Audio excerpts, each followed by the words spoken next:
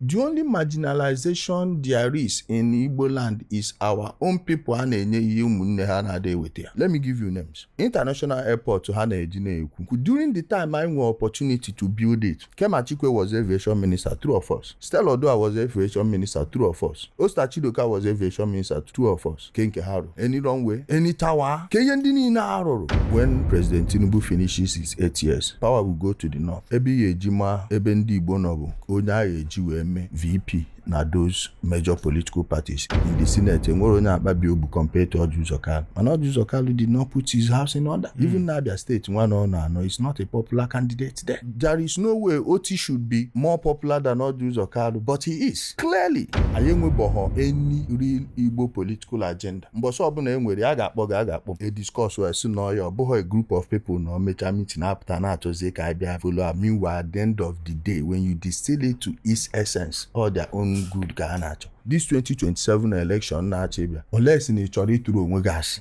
ọ dị hard Tinubu ilose ya, and the party here win go 3 elections on the bounce. Are you of the opinion that that coup bụ an Igbo coup? 100%. In fact, I will point to you that no agree you don't see plan or that thing. Even Jose Ogwe alone. Ndị ori a na-ezucha ori na bank where the biggest share nye onye na-esoro. I don't think any building should be agụ iron system. I'd rather give me Ukpabi Asika. I'd rather give me Michael Okpara. When you check his economic programs, the things he did, and you ask yourself, why were we inundated with this Ojukwu rubbish when you had men like that you should have copied? The night of that coup, Ojukwu did not participate, but he was one of the biggest beneficiaries of 1966 coup. Yes, he was in Kano. He did not take his boys to Kaduna to confront Nzogwu, and Agi Ironsi brought you back after the coup and made you Millard, military administrator of the then Eastern region. If people in Imo State knew that people had gone back to school in Enugu after 2 weeks, they wouldn't have died in that war. It was unnecessary. After you fled, why didn't they kill everybody? He surrendered and the war stopped, which means he could have surrendered in 1967, as Emmanuel Ifeajuna suggested. Ka ngwakwa ga obu na ndị Igbo ayoho family Emmanuel Ifeajuna nwekwe ebe anyị na-eje. That war, ihe o mebiri bụ aja. Egochazie bịa gwazie nke kita. Ifugo ihe anything gbasa Biafra aja ewe m iwe iche, because so ebe aka lose the direction completely. By the time I turned 18, ndị niile na-anọ n'oche azụ na class anyị, about 60% of them anwụgo. Ụfọdụ ebute ọdụ ozufa, ụfọdụ agbagbu n'ori. Agụ m akwụkwọ na Ọnịcha anyị na-afụ, mana Ọnịcha ma Okpoko ma Awada ma Ogidi, Ugwu, Agba, ebe niile enweghị ebe a na-amaghọ m. Adịghọ m proud of the lives m bi mgbe mpe mpe, mana onye niile abụ ihe kwado m for the man mbụ. So I look back and I'm thankful for my life. Ka ikwu nke bụ eziokwu, onwebeghị onye mana a na-eji chọọchị eme politics until Peter Obi time ruo. Mgbe o mere campaign, o mekwe campaign everywhere, mana mgbe a bịazi inyewe ọrụ ma emewee school, ewekwa ihe chọọchị batani.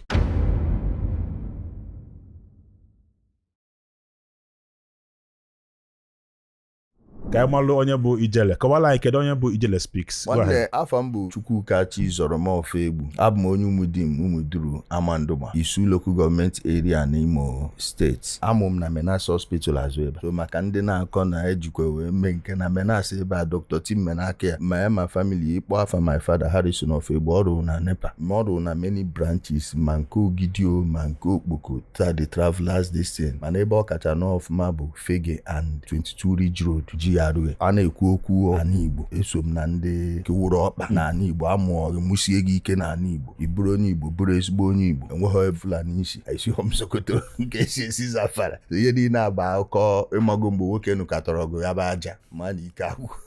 Ịghọtago ube ji amụ nwa agbadago. Ọ ya bụ ihe a na-akọzi ọnụ and ịba mgbe ọbụla mụ na mmadụ megide ya ọ bawazie n'ike ọnụ, amago m na ịsọrọ ịda gị.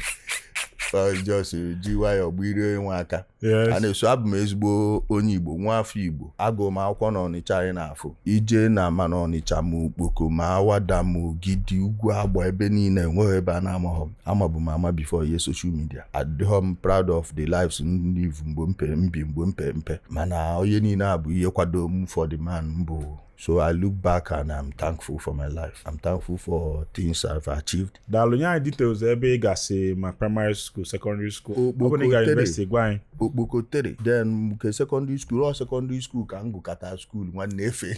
Gbakwa secondary school ole gụrụ aka gada side nke higher institution sọsọ Professor Chukwu nke suit. So mana story a dị too deep. Ịghọtago. Ndụ m niile na ana Igbo anọ abụ Enugu, Ọnịcha, Imo State itself bụkwa na na village. Emana ina-ekwu ebe my life dị mostly Anambra. Ijele, what do you refer as Ojukwu's rubbish? That Biafra thing now. Oh, that Biafra obute, and because now Neyenji Gwage say rubbish. Under Aguiyi as head of state, Ojukwu arrested Isaac Adakaboro for daring to declare Republic of Niger Delta. The same you, after Aguiyi was killed, you started contesting what you did not contest under Ironsi, which is decentralized power. Why didn't you call for it under Ironsi? Then you think people will not find it hypocritical. When nobody gave you the attention, you went and declared the same thing Isaac Adakaboro declared. What were you expecting? Are you understanding now? And this is somebody that is aware of how the military structure works. We are not under a democratic government. It was a military government. You should know better. You should know better not to dare that thing. At the end of the day, you started running even when it was obvious that you didn't have the resources to prosecute the war. The night of that coup, Ojukwu did not participate, but he was one of the biggest beneficiaries of 1966 coup. Yes, he was in Kano. He did not take his boys to Kaduna to confront Nzogu. And Aguiyi brought you back after the coup and made you Millard, military administrator of the then Eastern region. Are you understanding me now? Then the people that actually worked, Emmanuel Ifajuna, this is a frontline soldier, a nice soldier, an intelligent man. Have you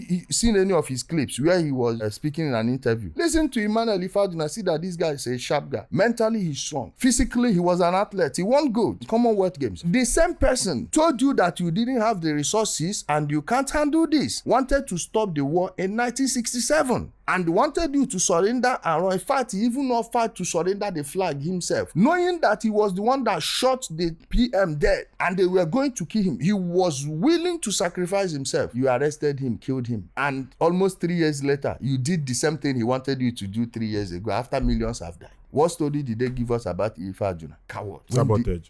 Saboteur. When the real coward was Ojukwu. November 1969, he was in Akokwa. I will send you the video later. Telling people that they have destroyed the Nigerian oil flow. That Biafra Air Force has destroyed the Nigerian Air Force because you went to recruit new people that would die for your cause. 2 months later, you ran away. And you knew you were lying to them. Was there a time in 1969 Biafra stopped the oil flow in Nigeria? The answer is no. So why were you lying to your people and knowing that you were lying to them because they didn't have access to information? Is that what an honorable man does? I've read military history. I've studied men who led their people. And I know what heroes look like. You can't place Ojukwu and Jishka at the same place. Don't you agree that what Ojukwu did was a response after the whole 1966? You know that a program ensued in the north and everything, and then Igbos were actually facing... Bro, there wouldn't be a 1967 if there wasn't a 1966. Let's tell ourselves the truth. But you know, Ojukwu was just coming to... But those things were settled later. If they weren't settled, what were you people doing in Aburi? Yes. But what was agreed in Aburi, was it respected? So many people have not even read the Aburi Accord. Listen, you know the lie they told us when we were growing up, that Gowon did not know what he signed in Aburi. No, it was Ojukwu who didn't know what he signed in Aburi. Go and read, pull it up now and read while we're here. They said the whole power will be vested in the head of state. By that single decision alone, you are forever under Gowon. So whatever you say you decided or you brought or you didn't bring, if he says no, it's no. In fact, they even had to make him the commander-in-chief of the armed forces. For the first time in Nigeria, the head of state became the commander-in-chief of the armed forces. That means you are under him. What you are doing from then on is mutiny. It's the truth nobody wants to follow. Did they write it or not? It's there. It is pure mutiny for you to go against your commander-in-chief of armed forces. It's not about your view or your opinion. This is what was signed there. So that's where the mistake is. And an honorable man would look at the fate of his people and decide to back down. What was the lie they were telling us? Oh, if you leave them, they will come over, they will kill all of you, everything. But 2 weeks after the war started, Enugu fell. And students went back to school. If people in Imo State knew that people had gone back to school in Enugu after 2 weeks, they wouldn't have died in that war. It was unnecessary. After you fled, why didn't they kill everybody? You see? Because Philip Effiong... Forget who said Philip Effiong. Gave in.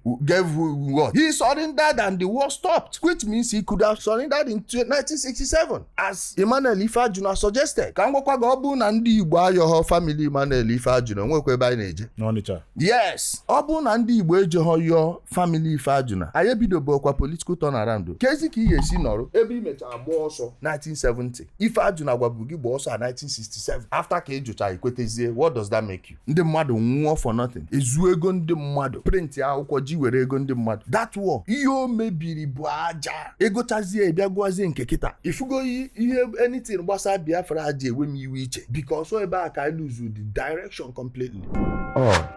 Ọkọ n'elekere isii Nava na nwa na Mons anyị agbaba na nchedo gị Pine Leaf Estate dị asọ ebe mkpa na-akpa anyị ma unu na-azụ anyị unu emekwana anyị ife dị egwu ma nye anyị Virgin Land dị otuto na ngọzi amen.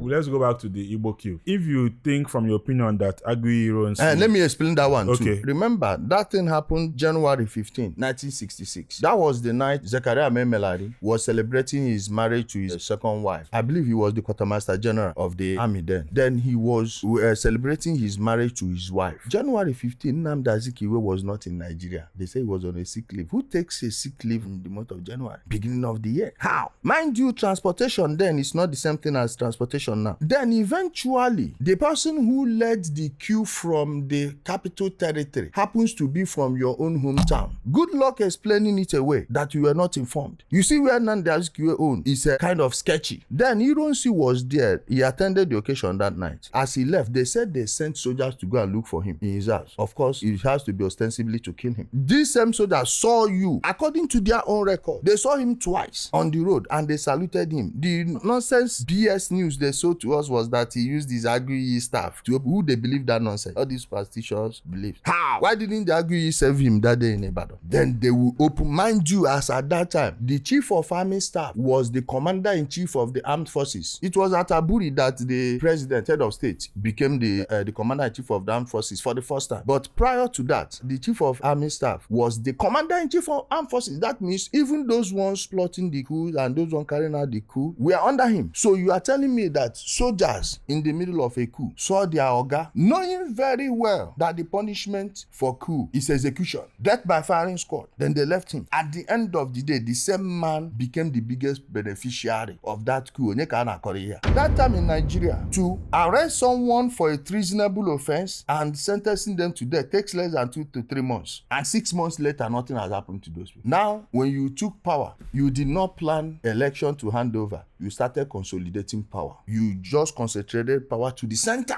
The same thing Ahmadu Bello said Ndi Igbo want to do. I don't know if you've watched that interview by Ahmadu Bello. Yes, that you said that Igbos want to dominate everywhere. Then you came to power and this is the first thing you're doing. And they want me to believe you are not aware. He brought Ben Wabeze to craft that thing and made Nigeria a unitary constitution. Are you understanding that it's an Igbo man that killed the federal system in this country? So these are things we need to piece together. And if you shut off emotions, if you shut off your personal feelings, you will see it for what it is. Now, does it mean that your father was consulted when they carried out the coup? No. My grandfather was not called, your grandfather was not called, but we are now paying the price of their greed. If not greed, what is it? You actually want Igbo leadership, right? Why not let the man finish his turn on Nnamdi Azikiwe was next in line?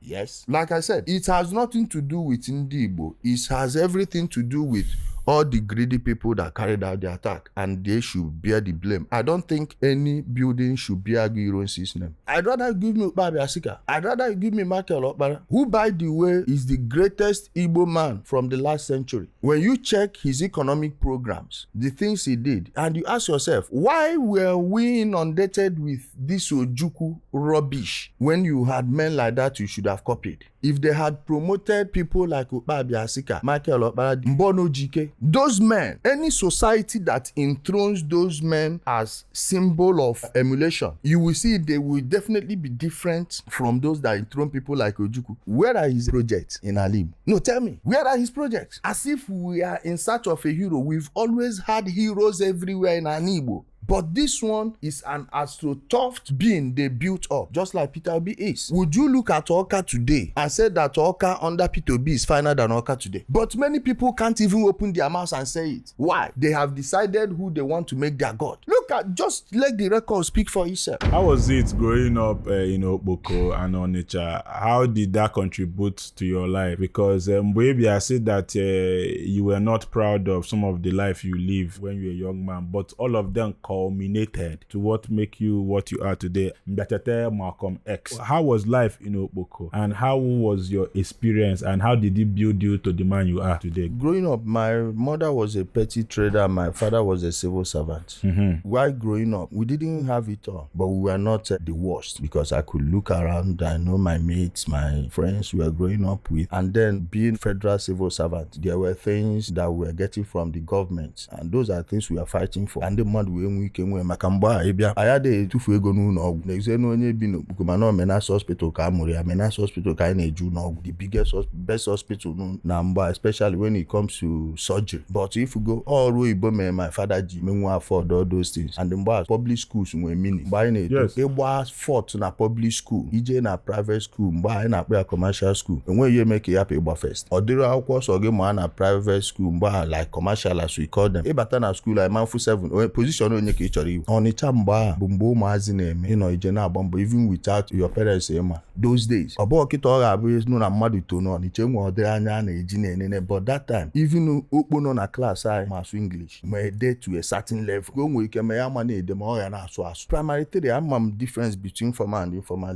The quality of education, then the very, very high. We na we madume in our order, Ufodun day apple koro carry or murunoge. I lose many friends. By the time I turned 18, didn't no child in a class, about 60% of them are go. Ufodo ebito those ufodo abobu nuri ufodo then oga wazuike bido mazobunke.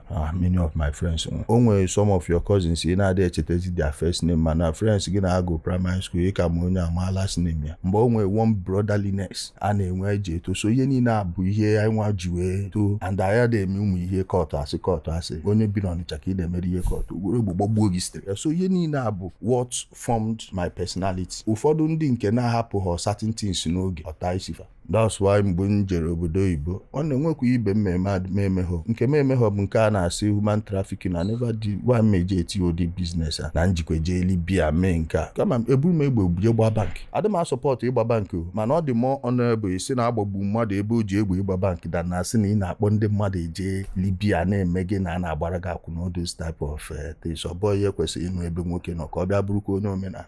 It's election season again. Dear esteemed political candidates, are you aware that a good media visibility and advert can help boost your chances of winning? What are you waiting for? Gbam Interview is offering you this campaign space to tell Indigo why they should vote for you. Contact us today with the numbers on your screen. Politically, where we say we're politically marginalized, and is Peter be the savior? My brother, for all that issue of personalizing our political goals, so good in a problem anyway. There is no single person who is qualified to be a savior to Ndibo. There is even no need for us to be asking for savior. I feel insulted as Onyibo when somebody tells me that I'm being marginalized. When I live in Abuja, as Onyibo, I know how many people that chew their words before they talk to me because of how I carry myself. I carry myself as a paleo Igbo man. An Igbo man is a man of courage, respect, but he will never submit unnecessarily to you. He can only submit to a superior intelligence, not superior wealth. Do you know what it means for a lion in the midst of other apex predators just because of some political gains of some people? He degrade his own way. Say they marginalized. How? And the people now need the marginalized. From the same Nigeria. And the only marginalization there is in Igbo land is our own people. Let me give you names. International airport to Enugu International Airport. The only reason international flights are not taking off from Enugu is because they don't have enough passengers. Insecurity phone on a southeast. Most of our people, poor man on a travel. With ticket. Those people question a travel for Enugu Bundana not taking up. Now, Air France, charter Air France now, full seat. 7 days. You got Air France gave a favor 7 days. But because they have passenger, now that airport during the time I had opportunity to build it. Kema Chikwe was aviation minister, 2 of us. Stella Odua was aviation minister, 2 of us. Osta Chidoka was aviation minister, 2 of us. Kenke Haru. Any runway, any tower, in a water where this is going. Keyendini in Aroro. And then mana, once in a while opportunity. In where this post today, there is no guarantee in the next 20 years. Then, Keyonya merenge jiwe agadaka sini ya bu onye nkai. Ma sini ya bu ihe mere mgbe onye nkai nọ na ọchịchị. Dave Umahi, ọ na-try kwa mana this road amabi ya ka ji na-arụ aka na-aga ihu aga azụ. Ọgwụ a ji the budget Ministry of Works. So how fast ka ọ na-etake iru ụzọ? Ọnịcha Enugu Expressway. Okay. Ekwesịghị ịrapụ go dia up first, face the other ones. I know how fast you can build a road if you really want to. As onye Igbo na ị chọrọ imenyere ndị Igbo, rush ya nke ya anụ rush first. Ka were opportunity a. Second Niger Bridge, nwanne elotere m onye ọbụla to na Ọnịcha. Mgbe ahụ sị nwanne chọ odun 1000 naira, onye narị ya ọ na-agị ọjọ si anọ mgbe arụcha Second Niger Bridge ka inye because I believe na ama nri dị acha. Transportation ndị ba ya one ji that post. Abịa na-akọrọ anyị na marginalization, like how? Keke isi marginalize ndị Igbo. Mana the same people ka were ya na enwere Igbo agenda. O kwesịrị inwe onye Igbo nọ na ADC ga-meet with Atiku. Ma ọ bụ na ị nwere Igbo agenda na push. Mana unu jezi na primaries unu kecha $20,000. Ike kecha ebe da esizie m Chukwu ka nje bewere gị na na-emegbu ndị Igbo emegbu. Mgbe Peter Obi nọ na PDP ọ zọrọ primaries, vote onye ka o nweta na Anambra. Ya na Wike na-azụ ya. Atiku na Wike bụ ihe mechazi zọ nke 2023. Ego one ka Atiku spendiri go those votes. So ọ bụghị ndị nke a na-ara ego a na marginalize ndị Igbo. Ịghọtago ebe anyị na-eje na? Yes. And ebe anyị nọ eme mistake na Nigerian politics, in tribal politics a na-play na Nigeria, bụ na ya correct bụ mistake of 1966. Ọ ebe a ka tribalism bido na Nigeria. Ndị family Nnamdi Azikiwe aghọtafekwa na mo. Adọkwa m in support of igbu mmadụ, ma onye Hausa ma onye Igbo ma onye Yoruba. Mana that thing mee na 1966. Ka esi spare Nnamdi Azikiwe, spare Ozumba Mbadiwe, then ugbu other people. N'ebe Ozumba Mbadiwe na obe Oketi Egbu. All those greedy people made that thing. Bụ ha dọchiagodu ndị Igbo azụ. Ma ọ bụ na ị ka na-ewe iwe na onye Igbo abụbeghị number 1 citizen. Bidogodu that conversation from there. Now, ọ dịgo ka ọ dị. How do we move ahead? Ụfọdụ ndị be anyị achọghị ime admit na ebe a ka problem si abịa. You can believe what you want to believe, but other people know what happened. You can tell your people what you need to tell them to be happy. Ihe ọ bụla ị ga-ekwu ka hapụ isi na ị na-ekwu against a popular opinion. Feel free to say it, but ebe that card the valid ruo bụ na that Niger Bridge across and other people will teach you. And ọ bụrụ na ị chọghị ịbịa ma admit that eziokwu, ọ ya fegara. Political calculation. Ebe play we go tribal politics. How do we join with these people and help them ka ha nọ in our debt? Nke ga-abụ echi, you expect them to give you back. We can make one prediction ebe a na. When President Tinubu finishes his 8 years, power will go to the north. Ebe ya ejima ebe ndị Igbo nọ bụ onye a eji wee mee VP na those major political parties. It may not be PDP and APC or ADC. It may be different parties altogether. I want to make healthy living a culture in our society. The turn of to make exercise, sweat. That sweat is very important. Ibana garden, bela akwụkwọ very natural food. Or if your body need it, just new abuna day to choose.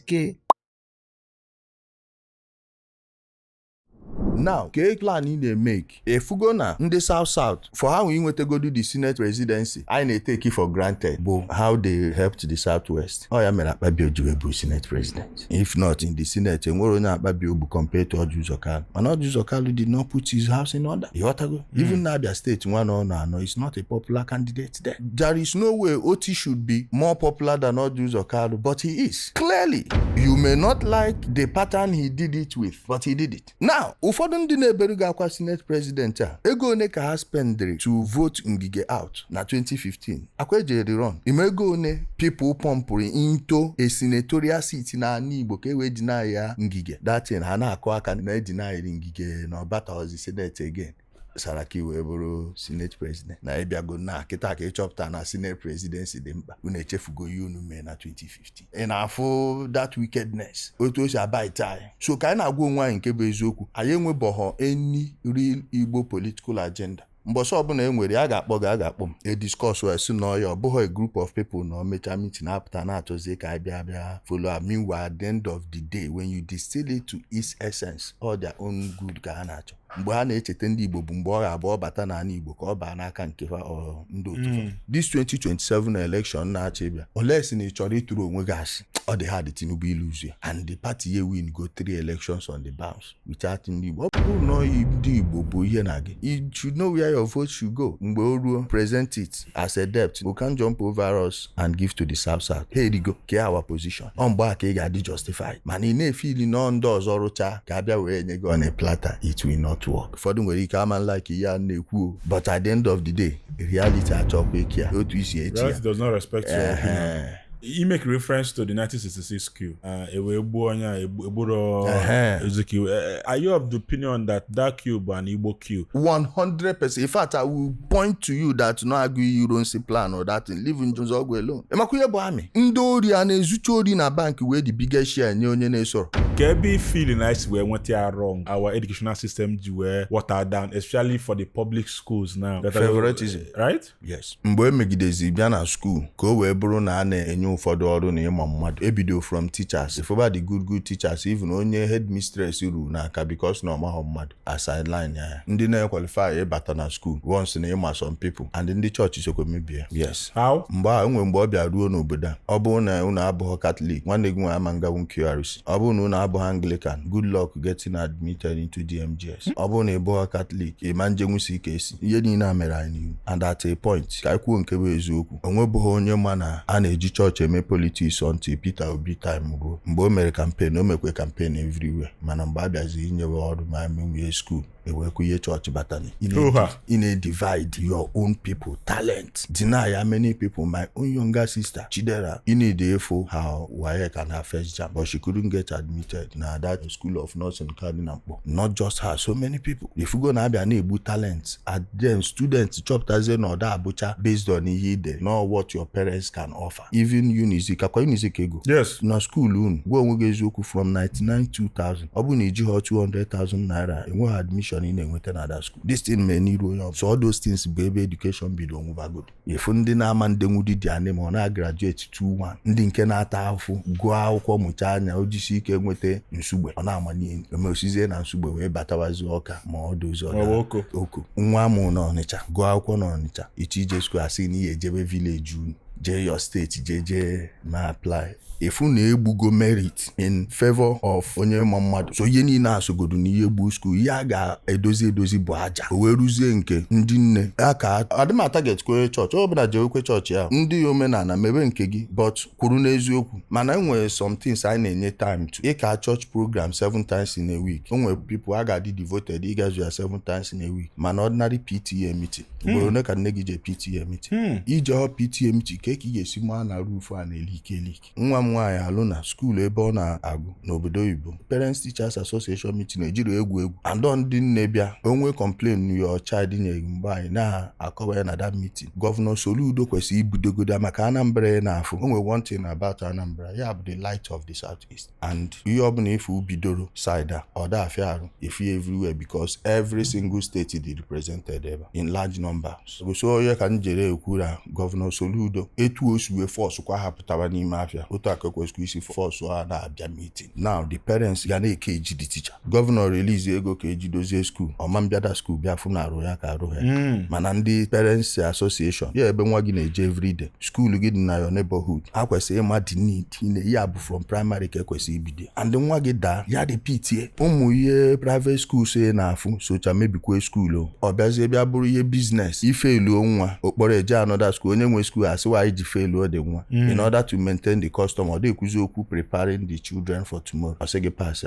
lesson centers everywhere so ke ihe ọ dị gị ka ya ga-produce at the end of the day this current society na-afụ na cheke ndị niile nọ n'ọrụ oyibo ndị niile nọ na different places like formal offices ama dịka isi gị ya bụ ọrụ oyibo how many of them came out from school on merit how many rode on the merit bus I need ije na the foundation community amara their responsibility mara na school dị more important than church ihe ọbụla let your spirituality be between you and your God but for public something ya bụrụ for public good ọ bụghị na onye anụ a na-eje ụka nke a ma na o si ebe dị otu osi akwa ebe a ka ibi then build it there enwe onye Anambra steeti nọ n'Imo steeti nke dị ebe a ya na because you build where you live. Are you looking for a reputable real estate company to invest with? Do you want to buy land with instant allocation? Are you tired of going to court over land disputes? Come to Pine Leaf Estates and Properties Limited. Land banking is a must.